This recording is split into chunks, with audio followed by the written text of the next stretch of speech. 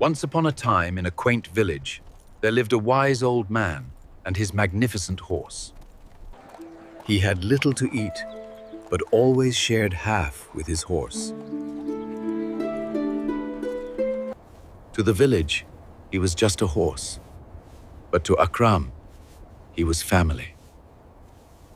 He earned with sweat, yin, not for comfort, but for survival.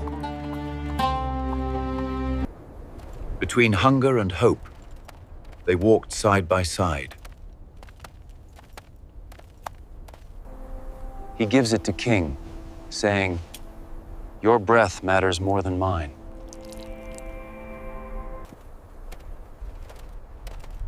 Even silence felt peaceful when they were together.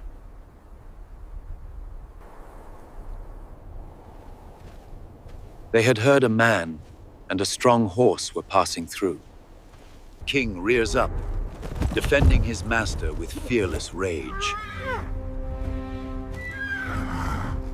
King rears up, defending his master with fearless rage.